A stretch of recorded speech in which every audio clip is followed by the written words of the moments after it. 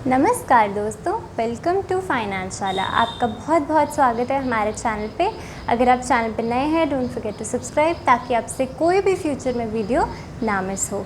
चलिए चलते हैं आज के टॉपिक की तरफ। आज का टॉपिक रिटायरमेंट से रिलेटेड है। अगर आप एक उम्र पे पहुंच गए हैं जहां आप सोच रहे हैं कि बस कुछ टाइम बाद अब मेरे पास इनकम सोर्स नहीं रह जाएगा, कमाई का ज़रिया नहीं रह जाएगा, अब मुझे रिटायरमेंट के बारे में सोचना चाहिए, मुझे अपने पैसे कहाँ लगाने हैं, कहाँ इन्वेस्ट करने हैं, इसके बारे में अगर आप सोच रहे हैं तो आज की वीडियो उसी पे डेडिकेटेड है। तो चलिए चलते हैं, फटाफट से टॉपिक को कवर करते हैं कि रिटायरमेंट का पैसा कहाँ निवेश करें। सो टॉपिक है रिटायरमेंट का पैसा कहाँ इन्वेस्ट करना है अपने।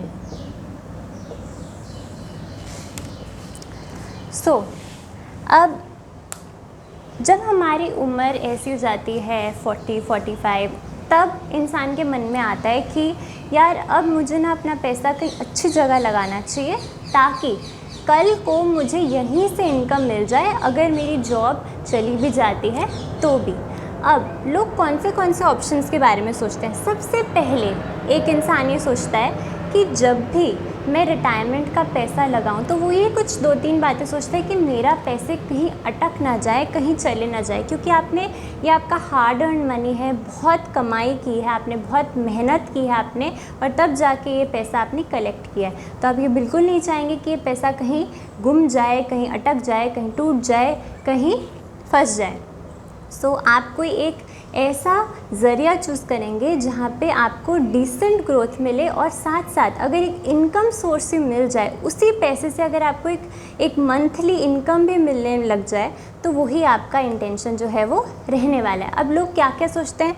अब कुछ लोग हैं वो सोचेंगे कि यार प्रॉपर्टी या प्लॉट ख़रीद लेते हैं, इसको हम प्रॉपर्टी ख़रीद ली या आपने फ्लैट ख़रीद लिया, घर ख़रीद लिया, अब आप इसको रेंट पे चढ़ाएंगे और इनकम पालेंगे, या तो ये। या कुछ लोग सोचते हैं अरे बहुत पैसे कमा लिए, अब एफडी में डाल देते हैं, इसके इंटरेस्ट से ही मंथली इनकम हो जाएगी। मगर बहुत कम लोग म्यूचुअल फंड्स को कवर करते हैं। क्यों? क्योंकि म्यूचुअल फंड जो है इनका डायरेक्टली इन्वेस्टमेंट इक्विटी मार्केट्स में होता है, बहुत रिस्की और वॉलेटाइल होता है, तो बहुत कम लोग जो है वो इस ऑप्शन को कंसिडर करते हैं। मगर मैं आपको बता दूं, ये ऑप्शन रिटायरमेंट के लिए बेस्ट है, क्योंकि यहाँ भी आपको बहुत सारे म्यूचुअल फंड्स मिलेंगे जहाँ पे ग्रोथ स्टेडी है, ग्रोथ बहुत ही कंसिस्टेंट है और आपको बहुत अच्छा पैसा जो है वो मिलेगा।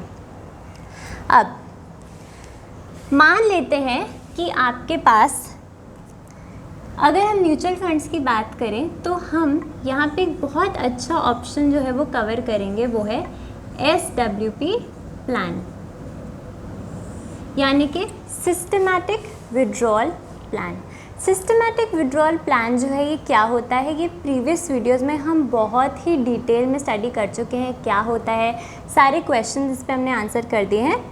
मगर आज फिर से हम इसको पढ़ेंगे, क्योंकि रिटायरमेंट का पैसा बहुत ही इम्पॉर्टेंट होता है, कहाँ लगाना है, बार बार लोगों को डाउट्स आते हैं, इसीलिए इस पर वापस से हमने इसको कवर किया है। एंड ऐसा नहीं है कि आप एक पर्टिकुलर उम्र में आके रिटायरमेंट प्लानिंग शुरू करें। जितनी जल्दी, जितनी छोटी उम्र में आप अपने रिटायरमेंट के बारे में सोचेंगे, उतनी जल्दी आप एक अच्छा पैसा अक्यूमुलेट कर सकते हैं और उस पैसे को धीरे धीरे करके बढ़ा सकते हैं। अच्छा जी, सो SWP प्लान क्या होता है? SWP प्लान में यही होता है कि आप इन्वेस्टमेंट करते हैं, उस पैसे को छोड़ते हैं और वो आपको धीरे धीरे एक आप विड्रॉल भी कर सकते हैं उस पैसे का, थोड़ा थोड़ा हर महीने। इसी को तभी उसको बोलते हैं सिस्टमैटिक विड्रॉल प्लान। मंथली आपको एक इनकम सोर्स मिल जाता है। तो इसीलिए म्यूचुअल फंड्स जो हैं वो अच्छे होते हैं रिटायरमेंट के लिए, क्योंकि ये आपको ऐसी फैसिलिटी भी प्रोवाइड करते हैं जहाँ पे आपका पैसा बढ़ भी रहा है and at the same time आपको एक इनकम सोर्स भी मिल चुका है। अब SWP प्लान आप किसी भी टाइप के म्यूचुअल फंड में शुरू कर सकते हैं। हो सकता है वो लार्ज कैप हो, इंडेक्स हो, मल्टी कैप हो, फ्लेक्सी कैप हो, कैसा भी म्यूचुअल फंड हो। लेकिन हम मिड कैप और स्मॉल कैप से थोड़ा दूर रहते हैं। क्यों? क्योंकि वो बहुत ज़्यादा वॉलेटाइल होते हैं।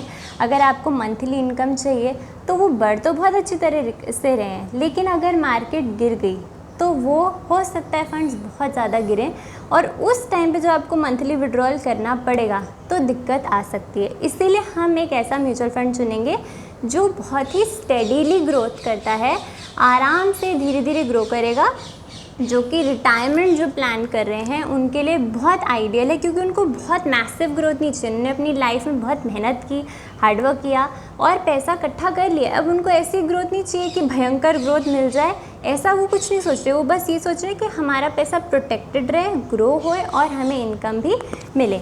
सो एसएफपी प्लान जो है इस बार हम कहाँ शुरू करने के बारे में सोच रहे हैं, हम सोच रहे हैं हाइब्रिड टाइप के जो म्यूचुअल फंड्स होते हैं वहाँ पे अगर आप अपना एसएफपी प्लान शुरू करेंगे तो आपके लिए अच्छा रहेगा। अब हाइब्रिड कैटेगरी क्या होती है? हाइब्रिड कैटेगरी 2 टाइप की होती है। हाइब्रिड कैटेगरी में सबसे पहले तो आप ये ध्यान रखिए कि इसमें इक्विटी एंड डेट, दोनों इक्विटी और डेट, इन दोनों का ही आपको मिश्रण देखने के लिए मिलेगा हाइब्रिड टाइप के mutual funds. Generally mutual funds में हाइब्रिड जो नॉर्मल म्यूचुअल फंड होता है इसमें इक्विटी बहुत ज़्यादा रहता है, लेकिन हाइब्रिड का मतलब ये है कि इसमें डेट का कंपोनेंट भी रहेगा ताकि आपका जो रिस्क है वो कम हो जाए और ग्रोथ इक्विटी की वजह से तो मिलेगी ही मिलेगी। अच्छा, अब हाइब्रिड की बहुत सारी कैटेगरीज होती है। हाइब्रिड म्यूचुअल फंड जो होते हैं उसकी सबसे पहली कैटेगरी जो होती है वो होती है अग्रेसिव हाइब्रिड। Aggressive hybrid. अब अग्रेसिव हाइब्रिड की खास बात क्या होती है? अग्रेसिव हाइब्रिड की खास बात ये होती है कि इसमें मैक्सिमम पैसा जो है, मैक्सिमम अप टू 35% जो है वो आपका डेट में लग सकता है। यानी कि गवर्नमेंट सिक्योरिटीज़, डेट सिक्योरिटीज़, यहाँ पे मैक्सिमम पैसा 35% तक का जा सकता है अगर आप अग्रेसिव हाइब्रिड में निवेश कर रहे हैं। नेक्स्ट कैटेगरी इसी में होती है कंजर्वेटिव हाइब्रिड। इसकी खासियत क्या होती है कि यहाँ पे मैक्सिमम अप टू 35% इक्विटी या स्टॉक्स में लगता है। अब इसका मतलब क्या है? अग्रेसिव में आप देख रहे हैं कि देखो 35% से ज़्यादा डेट में नहीं लगेगा, इसका मतलब बाकी पैसा इक्विटी में लगेगा।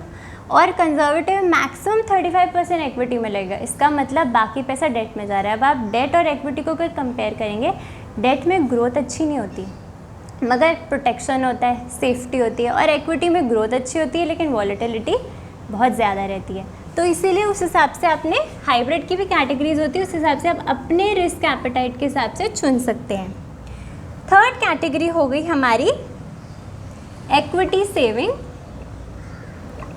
इक्विटी सेविंग कैटेगरी, और यहाँ पे भी maximum up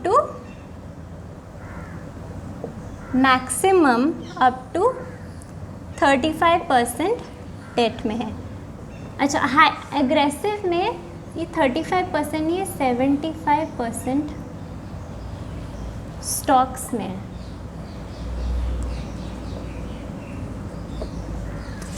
aggressive hybrid fund जो है यहाँ मैक्सिमम पैसा 75% तक का जो म्यूचुअल फंड मैनेजर है वो स्टॉक्स में लगा सकता है। कंजर्वेटिव हाइब्रिड में मैक्सिमम पैसा 35% तक का स्टॉक से इक्विटी में लग सकता है। ये डिफरेंस है। कंजर्वेटिव बोल रहे हैं 35% से ज़्यादा हम स्टॉक्स में नहीं लगाएंगे, और अग्रेसिव बोल रहे हैं हम तो मैक्सिमम 75% तक भी जा सकते हैं। तो यहाँ पे डेफिनेटली ग्रोथ आपको बेहतर दिखने मिलेगी। इक्विटी सेविंग्स में maximum 35% debt. And fourth category जो है वो है, ये भी बहुत अच्छी कैटेगरी है जिसको बोलते हैं dynamic asset allocation. Dynamic asset allocation में बेस्ट बात क्या होती है? फ्लेक्सिबिलिटी की। फ्लेक्सिबिलिटी यानी कि फंड मैनेजर को यहाँ सेबी की तरफ से कोई भी रिस्ट्रिक्शन नहीं है। जैसे जो सारी लिमिट्स हैं ये सेबी द्वारा निर्धारित लिमिटेशंस है, यानी कि आपको इतना इतना इतना ऐसे ऐसे करके चलना पड़ेगा। मगर डायनामिक एसेट एलोकेशन में फंड मैनेजर के पास कोई भी रिस्ट्रिक्शन नहीं है, पूरी तरीके से फ्लेक्सिबिलिटी है कि वो जैसे मर्जी डेट और इक्विटी में जिस भी हिसाब से उसको जैसा ठीक लगता है वो वैसा एलोकेशन करके चल सकता है। अब हमने 4 कैटेगरीज कवर कर दी हाइब्रिड के अंदर। अब हाइब्रिड के अंदर अगर हम 4 कैटेगरीज अगर हमने कवर कर ली, इसका थोड़ा सा रिटर्न्स भी जान लेते हैं कि अगर मैं इस टाइप के म्यूचुअल फंड में पैसा लगाती हूँ तो मेरे ओवरऑल रिटर्न्स लॉन्ग टर्म में कितने बन के चलेंगे। सो हाइब्रिड की अगर मैं बात करूँ तो इसमें रिटर्न्स हैं 17.89%। काफ़ी अच्छे रिटर्न्स हैं अगर मैं हाइब्रिड म्यूचुअल फंड्स की बात करूँ। देखो, ग्रोथ के लिए मिड कैप स्मॉल कैप बहुत अच्छे म्यूचुअल फंड्स हैं, लेकिन क्योंकि हम SWP चाहते हैं, सेफ्टी चाहते हैं ग्रोथ के साथ साथ, तो हाइब्रिड एक अच्छा म्यूचुअल फंड है जहां आप लगा सकते हैं। वहाँ पे भी 4 कैटेगरीज हैं, वहाँ पे भी एक्सट्रीम सेफ्टी है और अग्रेशन भी है, तो उस हिसाब से आप चुन सकते हैं कि आपको कौन सा चुनना है। सो यहाँ पे रिटर्न 17.89 है अगर मैं अग्रेसिव हाइब्रिड की बात करूं।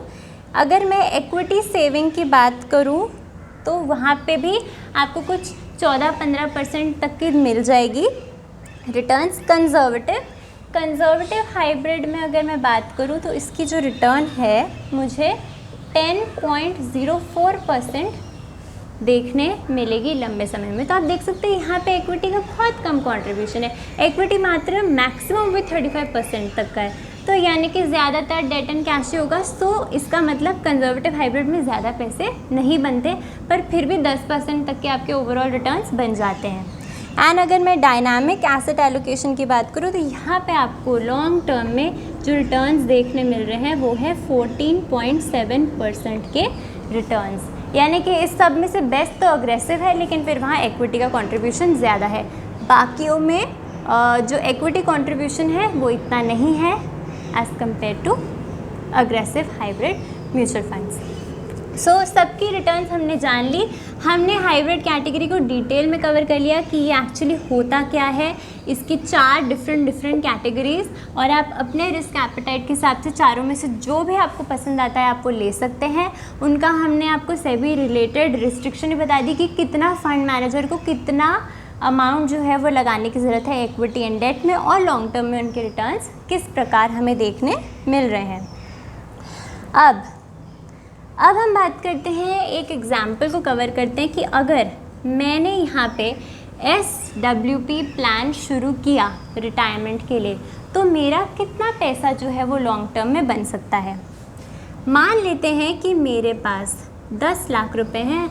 10 लाख सिर्फ एक एग्जाम्पल है, आप इसको अपने अमाउंट से जो है वो रिप्लेस कर सकते हैं ना। बहुत लोग होते हैं जिनके पास बहुत सारा अमाउंट अवेलेबल नहीं रहता है रिटायरमेंट के लिए, 20-25 लाख होता है, करोड़ों वाले लोग बहुत कम होते हैं, तो आप जो है वो अपने अमाउंट से रिप्लेस कर सकते हैं। मैंने सिर्फ एक हाइपोथेटिकल एग्जाम्पल के लिए लिया है 10 लाख रुपीज़। अगर मैं मानूँ कि ये मेरा अमाउंट है, लमसम अमाउंट जो मेरे पास पड़ा है, जिससे मैं अगर SWP शुरू करना चाहूँ तो क्या होगा। 10 लाख रुपीज़ का अमाउंट मेरे पास पड़ा है। अब मैंने इसको टाइम जो है वो 15 सालों के लिए इस पैसे को निवेश कर दिया। इनमें से इन सारे हाइब्रिड फंड्स में मैं एक एक करके आपको एग्जांपल दूंगी कि अगर मैंने इसको अग्रेसिव हाइब्रिड में निवेश किया तो मेरे को रिटर्न्स कितनी मिलेगी। मेरी रिटर्न्स बनेंगी 17.89%, जैसे कि मैंने आपको लिखा है। तो अग्रेसिव हाइब्रिड में रिटर्न्स इतनी बन रही है, टाइम 15 साल का है, अमाउंट मेरे पास 10 लाख रुपए का है। विड्रॉल्स कितना मैं करूं। विड्रॉल अगर मैं 7,500 रुपीज़ पर मंथ का अगर मैं विड्रॉल करके चलूं तो भी मेरा अमाउंट क्या बन जाएगा, मेरी वैल्यू बन जाएगी 51 लाख रुपीज़।